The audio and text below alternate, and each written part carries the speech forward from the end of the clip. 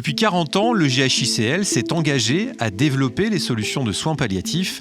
Comment cela s'est-il construit et quel est aujourd'hui le niveau d'accompagnement des malades en soins palliatifs au sein de ces établissements? Le GHICL, donc le groupement des hôpitaux de l'Institut catholique de Lille, on a à la fois des lits de soins palliatifs, donc sur l'hôpital Saint-Vincent-de-Paul, 12 lits, un service dédié, une équipe mobile de soins palliatifs qui va aller dans d'autres services de l'hôpital Saint-Vincent, de l'hôpital Saint-Philibert, voire d'autres établissements pour aller voir des personnes donc, en fin de vie. Vous allez par exemple dans les EHPAD? Exactement, dans les EHPAD particulièrement. Et on a aussi une structure d'hospitalisation à domicile qui elle aussi accueille, plutôt va au chevet de très nombreux patients en fin de vie. On a toujours fait des soins palliatifs dans nos établissements un élément majeur. Et ça, c'est pas nouveau. Ça fait 40 ans qu'on est dans cette dimension-là. On avait développé un service de soins palliatifs à Saint-Philibert qu'on a emmené à Saint-Vincent. Il y avait un établissement de notre environnement, la maison médicale Jean 23 Frelinguin. On les a aidés à venir près de Saint-Philibert dans Humanicité. Et d'autre part, depuis que nous avons repris la clinique Sainte-Marie de Campagne, nous y avons développé également un service de soins palliatifs. Mais à côté de ça, on a accompagné aussi les soins palliatifs à domicile, grâce à notre hospitalisation à domicile pour lequel pratiquement un quart de l'activité aujourd'hui, c'est de l'accompagnement de fin de vie.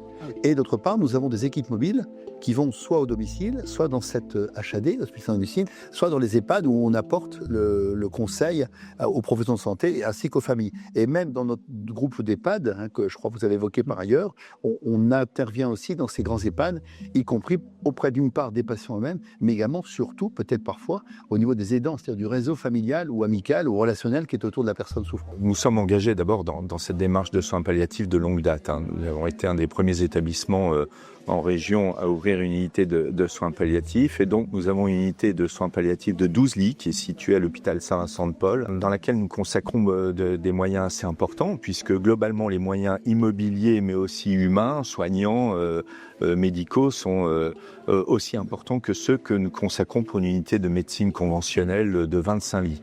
Donc, globalement, on peut estimer qu'on a 2 fois plus de moyens affectés dans cette activité. Alors, c'est une volonté politique, évidemment, mais c'est aussi une nécessité parce que la notion de soins palliatifs ne peut pas se résumer à la prise en charge de la douleur. C'est aussi un accompagnement important par nos professionnels. C'est du temps à consacrer aux patients et à leurs familles.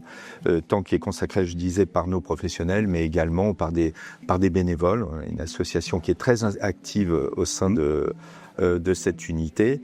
Et également par notre aumônerie qui peut être mobilisée à la demande. L'équipe d'accompagnement en soins palliatifs, donc on imagine bien un médecin, infirmière, mais il y a tout un ensemble de gens qui sont également dans cet environnement. Il y a des compétences.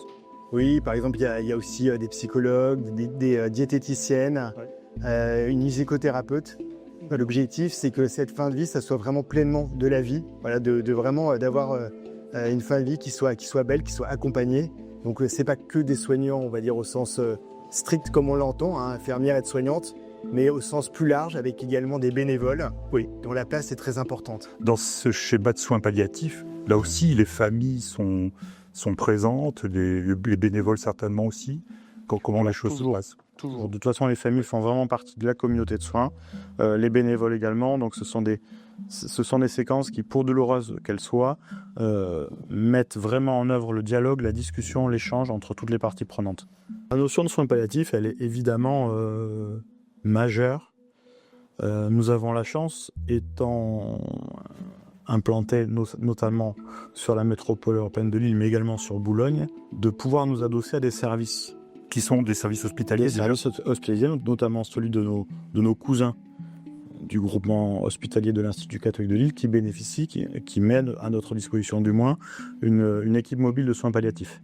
Donc c'est une équipe de professionnels formés qui vient au sein des structures pour nous aider à accompagner les résidents. Nous avons un certain nombre de professionnels, soit externes, soit internes, qui sont là pour effectivement mettre en œuvre les soins palliatifs et accompagner jusqu'au terme naturel de la vie les personnes qui nous sont confiées. Est-ce qu'il faut encore développer cette offre de soins palliatifs dans votre établissement, mais globalement dans ce que vous connaissez du système français? Alors je pense que en région, les besoins en soins palliatifs sont relativement bien couverts quand par rapport à ce que l'on peut à certaines régions de France. observé ailleurs, il y a certains départements où il n'y a aucune offre de soins palliatifs. Donc je ne suis pas sûr que ce soit une priorité en région ou sur la métropole lilloise. Ceci étant, nous réfléchissons de notre côté à développer une offre assez innovante de séjours longs en soins palliatifs. Donc on est en phase d'observation, on va voir certaines expériences hors région et on réfléchit à ce que pourrait être ce type d'offre et est-ce qu'ils répondent vraiment à la demande. Un peu plus concrètement, il s'agirait de quoi ? Ce serait une maison de soins palliatifs de long séjour.